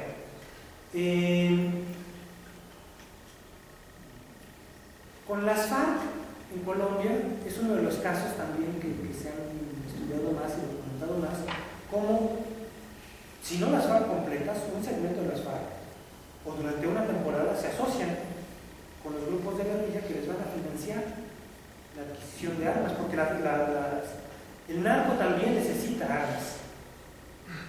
Y finalmente les tienen que ir a comprar al mismo mercado. Todos compran armas en el mismo mercado. Bueno, los famosos varones de la guerra, ¿no? A los que les van a estar comprando el armamento. Que por cierto, a veces uno se sorprende cuando se da cuenta que también, si uno ve las cifras de adquisición de armamento en América Latina, en toda América Latina, durante la segunda mitad del siglo XX, quien más, en términos absolutos, quien más ha vendido armas a América Latina, en montos, millones de dólares, es Estados Unidos, efectivamente. Pero si sumamos el binomio Unión Soviética-Rusia, porque la Unión Soviética dejó de existir, ¿no? Si sumamos el binomio Unión Soviética-Rusia, ese se convierte en el principal vendedor de armas en América Latina. Y Estados Unidos pasa a ser el número. Hay otros, ¿no? También está Israel, también está Francia, en fin. Pero entonces, regreso a este punto, es el mismo mercado. Pasa un asunto interesante, ustedes han de tenerlo a la vista. Cuando ocurre este último episodio de Ayotzinapa, de los famosos estudiantes desaparecidos, los 43 de Ayotzinapa, y que si fueron los rojos, que si fueron, etcétera, pues está el asunto de los autobuses secuestrados, ¿no? Y seguramente han leído algo que se conoció casi desde el principio, y que yo no sé por qué, y en realidad para mí es un misterio, ¿eh? Cuando digo no sé por qué es porque en realidad me resulta un misterio, no lo acabo de comprender por qué. Se oculta la información del famoso autobús que llevaba goma de opio, efectivamente, a Matamoros, ¿no? Es un autobús que va a conectar, y que los estudiantes, por mala suerte se supone, secuestraron ese autobús. Y entonces ahí es donde se desata la persecución, ahí es donde los agarran y se los llevan y los desaparecen. Bueno, los estudiantes de Guerrero, como prácticamente toda la población de la zona, no desconocen que hay cultivo de opio en Guerrero. No lo desconocen, lo saben bien. De hecho uno de los sobrevivientes dice eso: nosotros conocemos el opio. Yo de niño me iba a piscar opio a la sierra porque los narcos son los que me ofrecían trabajo. Y digo, de algo hay que vivir. Ahora, de ahí viene la complicación. asociar vaya, nosotros asociarnos, o que en realidad estén asociados los guerrilleros con los narcos, ahí empieza un asunto complejo, ¿no? Porque, por una parte, si hubiera pruebas directas, reales, pues llegan. También sabemos, hay quien protege a los narcos, como también se supone que hay quien protege a los guerrilleros. Sí, la CIA. Y que siguen existiendo. La CIA. Sí, está metida en eso. Entonces, La CIA en la matanza de 68, se sabe ya bien documentado que la CIA fue la que disparó. ahorita que dicen de la CIA, Leon Hardy, el cónsul de los Estados Unidos en Guadalajara, era de la CIA. Ahí está. ¿No? Era informante de la CIA. La CIA está metidísima aquí. Pues claro, es decir, hay mucha gente con intereses en esto de uno y de otro bando, de diferentes bandos, pues, ¿no? Entonces este asunto de repente se va haciendo complejo. A veces a mí cuando me lo preguntan, hablar de buenos y malos pues es imposible hablar de buenos y malos, ¿no? Es una postura muy que nunca existe. Los historiadores sabemos que no existen en estos procesos buenos y malos. Existe gente con causas y que en la lucha por sus causas llega a establecer alianzas, y las alianzas las establecen con quien perciben que hay posibilidad de que les facilite el triunfo, y a veces se han dado estas alianzas narco-guerrilla, sí, como también se han dado alianzas narco-gobierno, también, ¿no? Y los narcos, también es un error verlo como una dicotomía Estados Unidos, porque hay narcos en Estados Unidos, pues también los hay, ¿no? Es decir, es una especie de transnacional en donde Sobre todo son consumidores. Pues se las van a mandar, de hecho, mandan toda la droga de Oriente vía Canadá a Estados Unidos. Claro. Y de nosotros de este lado. Y Siempre y cuando consuman va a haber quien se las vea. querer suponer que no existen funcionarios corruptos en Estados Unidos, en Canadá o en México, es decir, en los tres los hay, y que están asociados, desde luego. Es decir, esto no es un asunto de una nacionalidad contra otra, Son como intereses. realmente podríamos pensar, ¿no? Entonces, la relación entre una zona productora de opio en este caso con la guerrilla tampoco puede ser tan automática, porque pensemos, también está el Triángulo Dorado. ¿Dónde está? ¿No? ¿Dónde está? Es decir, si fuera una correlación directa, pues en Sinaloa, en Chihuahua, en Durango, pues había guerrilla también floreciente desde entonces y la seguiría viendo. No, pero no la ha habido así de esta manera. Pero ¿qué sí hubo qué sí hubo en Guerrero? Como una especie de continuidad. Hubo otro Figueroa que hizo otra matanza de campesinos que iban a un mitin político en Aguas Blancas, por ejemplo, ¿no? Es decir, también es cierto que gobiernos represores de movilizaciones que no tienen nada que ver con narco, que tienen que ver con... A ver, los copreros de Guerrero también, ¿no? Y ahí estaba metida la Palmolive. La Palmolive era la que compraba la coca a los campesinos de Guerrero. Necesitaba el aceite para hacer sus jabones, sus productos. ¿Y por qué los copreros protestan contra la explotación que la Palmolive está haciendo con ellos? Pues porque efectivamente ellos lo que están percibiendo es que hay una compañía que me está explotando. Y veo que es una transnacional que me explota como explota. Sí es cierto lo que llega a decirme aquel compa, porque tenían mecanismos también, como decía, de ideologización. Una de las personas con las que yo tuve oportunidad de platicar, que era parte de la guerrilla, ella no estaba, era mujer, ella no estaba en el monte con las armas, ella tenía su casa de seguridad en Chilpancingo, ahí llegaban los folletos, etcétera, ahí llegaban los compañeros que después eran trasladados a la sierra a dar pláticas con los campesinos. Ella me decía que solo una ocasión le tocó ir a la sierra, vendada y todo, ¿no? Es decir, sin ver a dónde la llevaba. Nada más sabía que se sentaba ante un grupo de campesinos a platicarles cómo funcionaban las cooperativas en la Unión Soviética, a platicarles cómo operaba la explotación de las transnacionales. Y entonces sí, llegaban compas, les conocían, ¿no? Llegaban compas a darles pláticas a esta gente, diciéndole, no, así como te está explotando la Palmolive, así explotan otras personas de otros lugares, y la única manera es que nos unamos todos contra ellos. Bueno, ellos lo percibían como algo real en el día a día, efectivamente.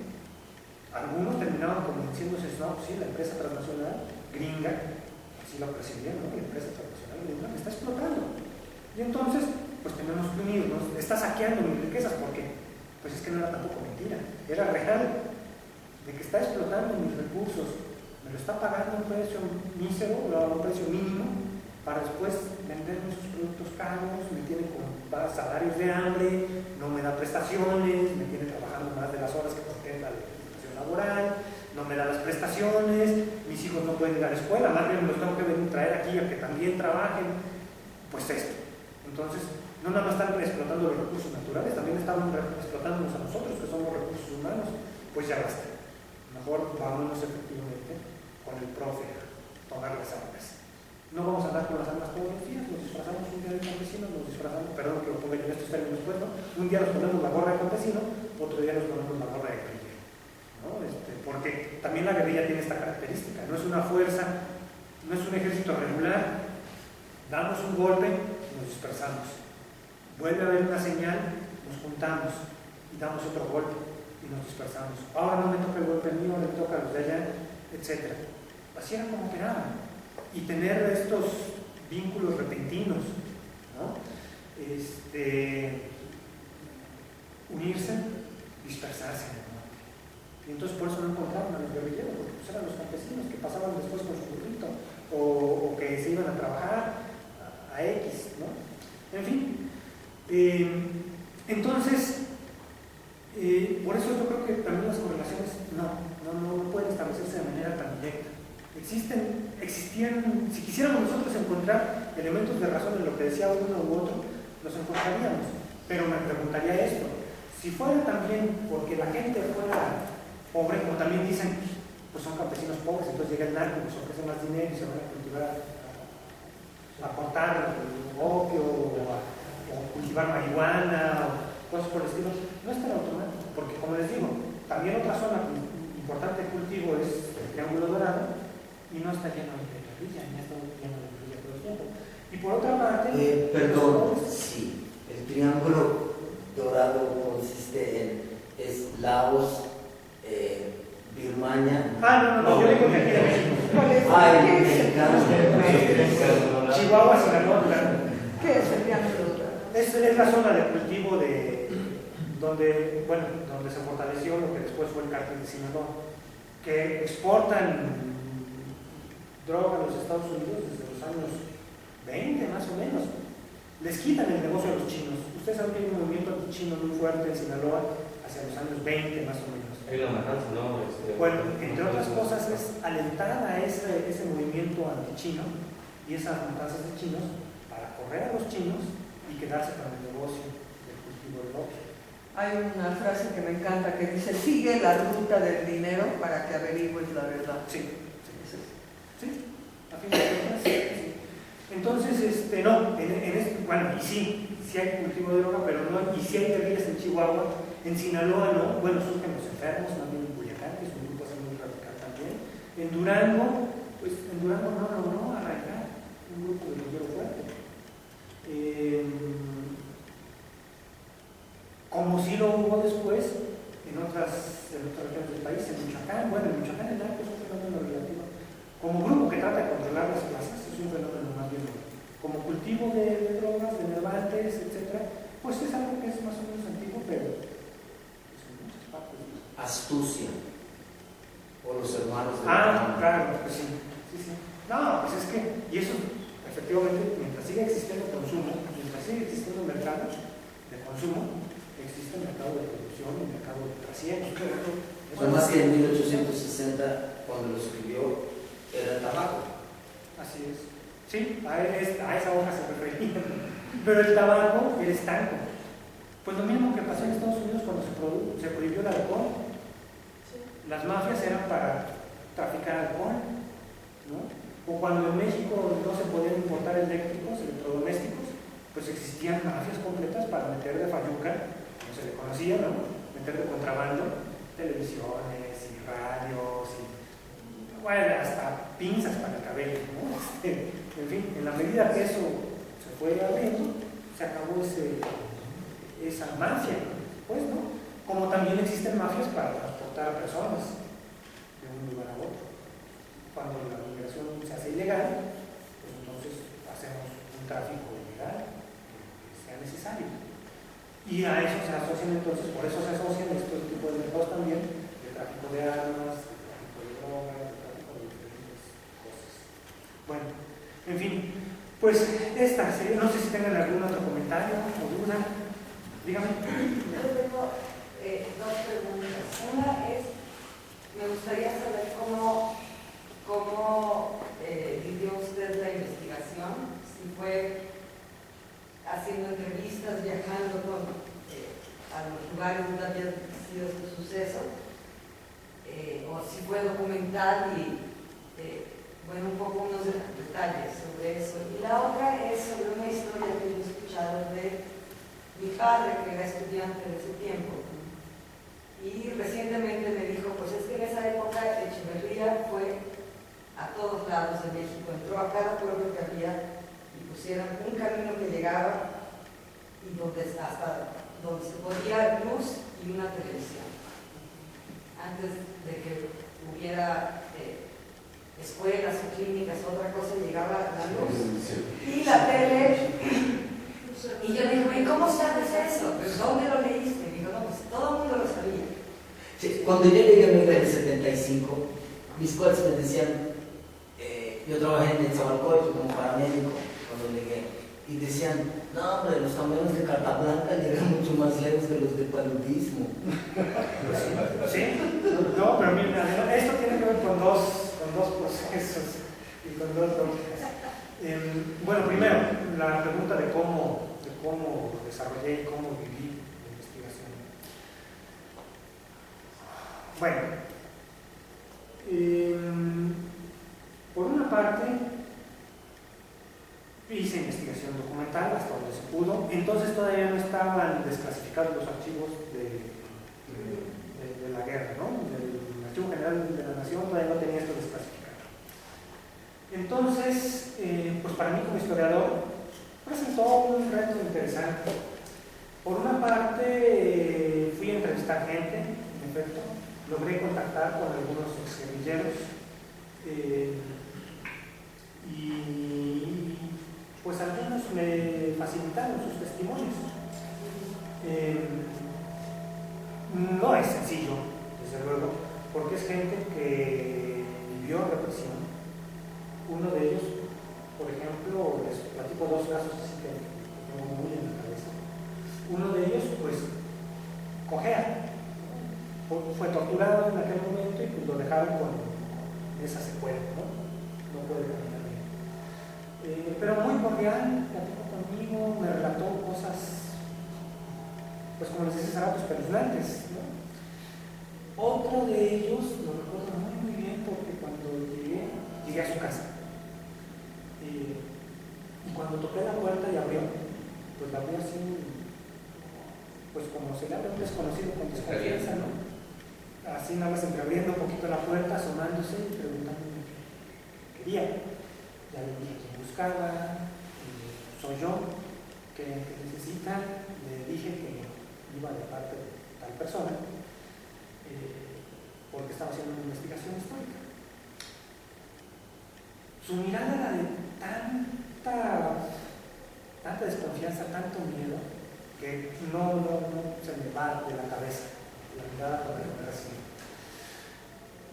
Bueno, en ambos casos, afortunadamente, sí se dio la circunstancia de que me pudieran platicando más cosas y poder regresar y hablar más con ellos.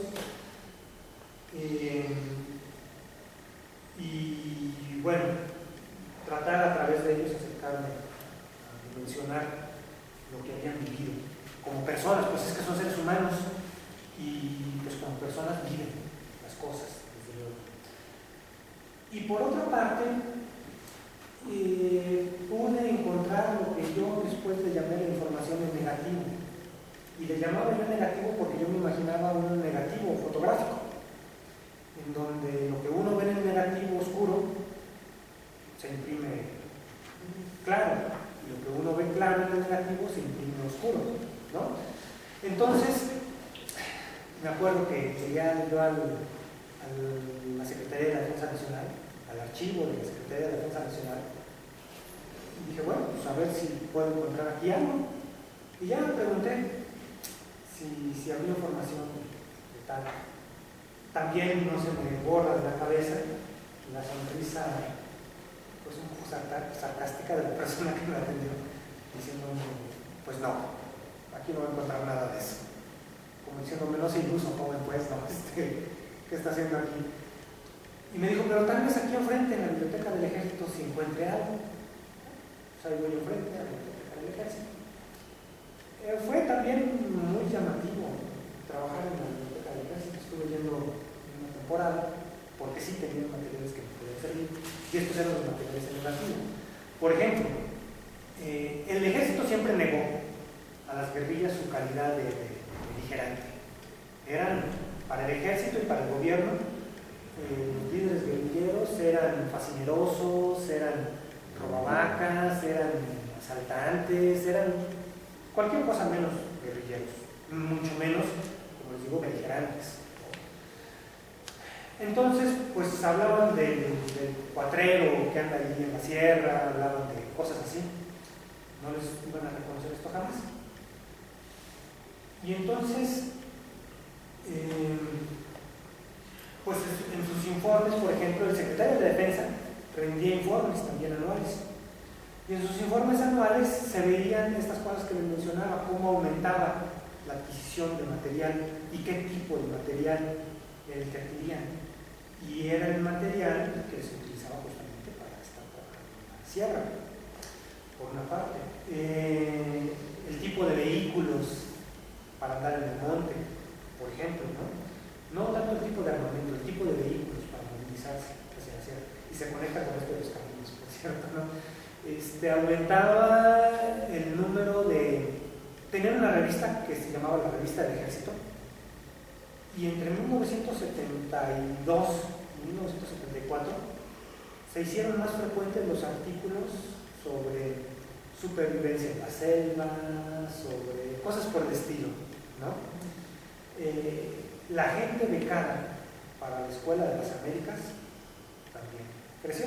Entonces, pues no decían si hay guerrilla, pero uno veía el negativo, veía lo que pasaba, que era evidentemente para prepararse para el combate a estos grupos. Esa fue una vía documental. Otra vía documental fueron los periódicos. Muchos periódicos locales. Periódicos de Chihuahua, periódicos de Guerrero, periódicos de estas zonas en donde había guerrillas. Y que también, claro, eran perseguidos. Yo me acuerdo mucho de una nota del periódico, lo relato aquí en este video, en donde un periódico dejó de salir. Uno va a la biblioteca y encuentra números hasta tal fecha, y después ya no vuelve a ver números. El siguiente que me encontré decía textual en el periódico: hemos vuelto a la pesadilla terminal. Y se trataba de un periódico pues, que había denunciado persecuciones y cosas por el estilo, y que evidentemente pues, les habían llegado a sus instalaciones, los habían desmantelado, habían metido a la cárcel a su editor. Bueno, eso no lo decía en ningún lado, pero era claro que había pasado esto, y había alguna otra nota periodística que hacía referencia a las presiones que estaban teniendo los periodistas, etc. Entonces, pues un poco de esta manera. Que por otra parte, déjenme decirles, hubo un tiempo en que yo pensé que era paranoia, ¿no? Pero después pude confirmar que sí, durante el tiempo que estuve haciendo esta investigación estaba siendo observado y vigilado por la Secretaría de Gobernación.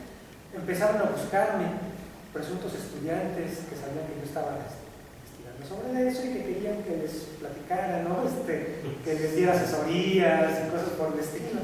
¿Cómo lo confirmaste? ¿Cómo lo confirmé? Una vez que platiqué con un investigador italiano, más viejo, más avisado, digamos, que me platicaba de manera más desparpajada sus experiencias. Y cuando él me platicó sus experiencias, noté que muchas de ellas se parecían a las que yo había vivido. Él en su momento también hizo una investigación sobre esto. Incluso él hoy día hace broma sobre que a ellos les pagaban con el oro de Moscú, ¿no? Bueno, en un centro de investigación sobre movimientos sociales en el que él participó, en el que él trabajó.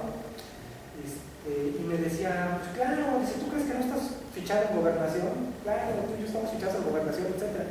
Fue entonces cuando empecé a hilar más o menos cómo habían sido esas visitas que había tenido. Porque me empezó a platicar, mira, puede pasar esto, puede pasar esto otro. ¿A ti qué te pasó de esto? Y ya fue cuando empecé a hilar, sí es cierto, en tal fecha me buscó una persona así y así. Y fueron hasta mi casa, y entonces empecé a preguntarme cómo había sido que de repente había llegado un estudiante, un presunto estudiante de no sé qué universidad, no sé qué, y que había dado con información de cómo llegar hasta mi casa, ¿no? Y sí empecé a recordar cómo había sido mi plática con ese estudiante, cómo había sido su actitud mientras que él y yo platicábamos, cosas así, ¿no? Y entonces me di cuenta que lo que entonces había imaginado, yo dije, ya estoy alucinando, imaginando cosas. No, que había sido real. También debo decirles, eso es cierto, mucho de lo que viviera, vivir y a escuchar y a leer, sí me empezó a generarme así de repente sueños muy inquietos, ¿no? Que sí dije, no, ya mejor por salud mental, mejor me aparto un poco de estas cosas, porque no que me diera miedo, nunca me sentí tampoco así atemorizado completamente, nunca nadie me amenazó así directamente, ¿no? Digamos, el último episodio curioso de eso fue una vez que se organizó un congreso, y a mí me pareció hasta absurdo. Se organizó un congreso y entonces pues nos mandaban informaciones en correos electrónicos masivos, y de repente me escribe una persona que se supone que iba a participar también en ese congreso para decirme si le podía compartir algunas de las informaciones, pues como pasa, ¿no? Entre académicos pues compartimos informaciones y estas cosas. Pero el correo electrónico desde el cual me escribía tenía extensión de la Secretaría de Gobernación. Pues qué onda. Y le contesté diciendo de eso, oye, pero me extraña que estas cosas tú no las tengas claras si eres de la Secretaría de Gobernación. Ya no me contestó. Se le cuatrapeó. Pues yo creo, sí. Correo. Sí, porque normalmente pues tienen otros correos. A mí me gustaría, César, preguntarte si después de esta investigación, claramente son esfuerzos enormes que implican la muerte o que conllevan la vida misma, ¿no?, de las personas que participaron, pero que son muy desequilibradas, ¿no? 12 contra 125, en donde 8 contra 5, o sea, son realmente como esfuerzos de darse contra la pared. Entonces, un poco a qué conclusión llegas después de esta investigación, y cuál ves tú como un método quizá más eficiente que la lucha frontal guerrillera para la transformación? Bueno, miren, esto, qué bueno que lo preguntas, y hasta me acordé de la otra pregunta que me hicieron de los caminos, perdón, que sí, esto de hacer caminos, por ejemplo, para llegar al monte, era precisamente porque no podían llegar los ejércitos, los medios de movilización que tenía el ejército no les permitía llegar tan fácilmente a la sierra. Entonces necesitaban abrir brechas para llegar rápidamente de otro tipo de vehículos. O en estos vehículos podían transportar cosas que no podían transportar en los helicópteros que se tenían entonces. Entonces, por esto también abrir caminos, no nada más para que llegara el camión de la Carta Blanca o el de la Coca-Cola, que es cierto, los aprovechaban y llegaban hasta quién sabe dónde. También era para que pudiera movilizarse el ejército más rápido, en caso de ser necesario. Porque tenían que hacer cercos. A Luis Caballo lo acabaron con un cerco. Y así lo fueron cercando hasta que lo acabaron. Pero no era tan fácil para el ejército hacer esto. Lo de Madera, donde fueron 12 contra 125, y por eso digo que qué bueno que lo preguntan, porque el asunto con Madera es que se precipitaron realmente, y lo reconocen ellos mismos evaluaban sus tácticas, los resultados y las cosas erróneas que habían cometido. En el caso del ataque a Madera iban a ser más los atacantes, por una parte, y por otra parte se suponía que eran menos los defensores, se suponía. Les platico así el episodio, según los testimonios que se han podido recabar de esto.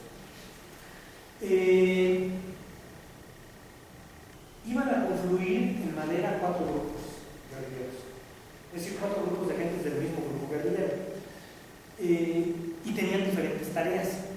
Varios de ellos ya tenían órdenes de aprehensión, los principales líderes ya estaban ubicados y tenían órdenes de aprehensión.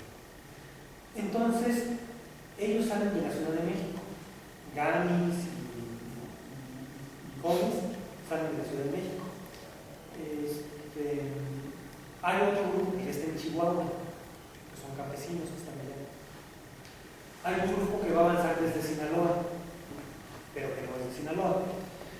Y otro grupo que había salido de la Ciudad de México, pero que iba a llegar por ferrocarril directamente a La Madera. El grupo en donde iban Gamis y Gómez fueron primero a Torreón. En Torreón secuestraron un taxi, robaron un taxi, y en ese taxi se fueron para allá. El otro grupo iba en ferrocarril y se iba a hospedar en Madera y iba a empezar a hacer la observación de lo que había allí. Del grupo que llegó en Torreón y del grupo que llegó en Sinaloa, que iba a ir desde Sinaloa, tenían que llevar las armas. Bueno, entonces, y el grupo que estaba en Chihuahua iba a juntarse ahí, ¿no? Para formar todo el cerco que iban a hacer. Entonces, uno de los coches que iban con el grupo que se va primero a Torreón, que uno secuestra en un taxi y que otros agarran un coche, los del coche se pierden y entonces no llegan cuando deben de llegar. Como no llegan cuando deben de llegar, los que iban de Sinaloa y los que habían llegado en tren dicen, no, pues se perdió el contacto. Entonces ellos en los mecanismos que tenían establecidos, en los códigos que tenían establecidos, es que si no llegó para tal fecha, la misión se queda, porque además el líder era el que no llegaba. Entonces la misión se aborta, hay muerte. Y se regresan, se van, unos se van a la ciudad de Chihuahua y otros se van hacia Sinaloa y Durango. Entonces ya son menos para empezar. Y cuando por fin llegan y se encuentran los del coche, los del taxi, y con los que ya estaban allá en la sierra, dicen, ¿y ahora qué hacemos? No sabemos cuánta gente hay en el cuartel militar, que era lo que habían ido a hacer los del ferrocarril, ¿no? No tenemos información de cuántos hay, con qué armamento cuentan, cómo se están moviendo, etc. Nos regresamos, no, ya no nos podemos regresar porque ya nos vienen pisando los talones, ¿no? Entonces, ¿qué hacemos? Y se hace ahí se supone que se hace una reunión de Estado Mayor y se decide, se impone la opinión de Arturo Gamis de que vamos a echar los balazos, ¿no? No han de ser tantos.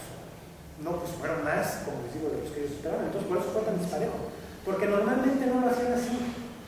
El éxito de lo prolongado del movimiento de Lucio Cabañas es que, si bien eran grupos pequeños, atacaban a patrullas del ejército que también eran relativamente pequeñas. Entonces, se enfrentaban, por decirlo así, 10 guerrilleros contra unos 20 soldados, contra 30 soldados. Entonces, no está tan disparejo. Y como están emboscados, con el factor sorpresa, rápidamente los soldados ya son 5 menos, 6 menos, 7 menos. Y entonces ya no están tan disparejo. En lo que se agrupan, en lo que se defienden, etc. Varios de los combates que tuvieron los guerrilleros, tanto de Vázquez como de Cabañas, contra el ejército, varios los ganaron los guerrilleros. Pero por esto, porque se planeaba, todo esto se planeaba, no era de que un día y otro día, no, podían pasar meses en que volvieran a dar otro enfrentamiento. Y también se supone que generaban desánimo o enojo entre los militares, cualquiera de las dos cosas. Y es cierto, el secuestro de Figueroa, que se les escapa a Figueroa, ahí estuvo el principal error. A ver, ¿se les escapó o lo soltaron? ¿Cómo estuvo eso bien? Nunca entendí, nunca leí algo realmente de adentro.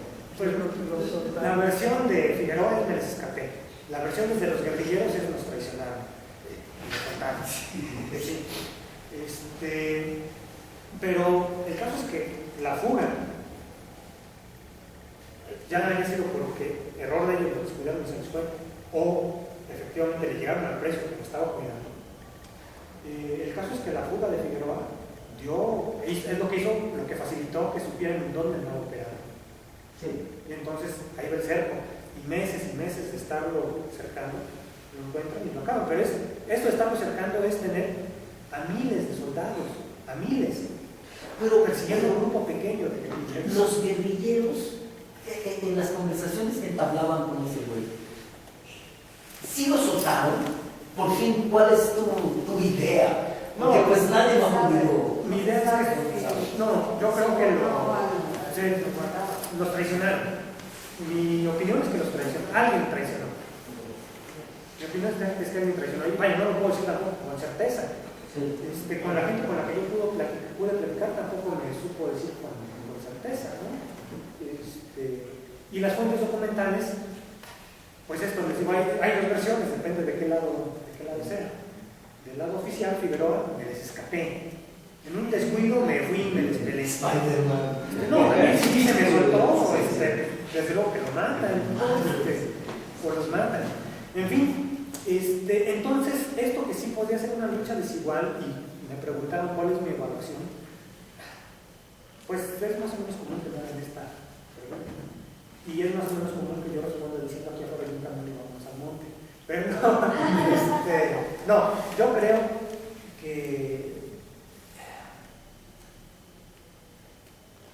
que tenemos que ser, la solución está en ser conscientes de que existen estos fenómenos y preguntarnos por qué existen estos fenómenos. Es decir, irse a la sierra, déjenme un poquito más para acá. Perdón, Se calla. Sí, no, las guerrillas tampoco compusieron a muchos. Así como decían que el ACG no compuso a nadie, las guerrillas compusieron a muy pocos, o a muy pocos. Sirvieron efectivamente para que les dieran programas de asistencia social. Incluso desde esa época había analistas que decían, Lucio vivo le sirve de mucho a Guerrero, porque mientras que anda operando, les mandan frijol, les mandan médicos, les mandan profesores, los tratan mejor, pero cuando se mueran, se les va a acabar, y efectivamente se murió y se les acabó. Claro, como con el subcomandante que vendieron todas las carreteras que nunca había visto. Exacto. Y servicio. Así es, sí. Ojalá algo sirvió, pero ¿qué habrá sido del subcomandante? Pues se supone que transforman su movimiento y hacen los caracoles y tratan de desarrollar esta otra forma de organización. Entonces, pero para regresar a la pregunta, la guerrilla servía en esa medida que les daba ventajas, pero para transformar en realidad un país, pues tampoco sirvió mucho. Concientizar a un sector más amplio de la población, a lo mejor sí. Yo no creo, eso sí lo puedo decir con toda certeza, yo no creo que agarrar el rifle y ponerme a matar a otros individuos sea la mejor forma de solucionar los problemas que tenemos. Depende de cuáles. Claro. No, yo ni Depende cuáles. del hambre. Yo sí tengo una lista. Pues sí, no, es algo. Sí, no, yo no creo que ponerme a matar. Hace poco veía un meme de Facebook a propósito de esto del movimiento de pacificación en Colombia, que decían, oye papá, ¿y si agarramos las armas y matamos a todos los malos, quedamos puros buenos? Y mi papá le dice, no, quedamos puros asesinos. Porque terminaríamos siendo eso y transformándonos en eso. No, yo no creo que la guerrilla sea la solución a los problemas que tenemos. No lo fue. ¿Y el hambre?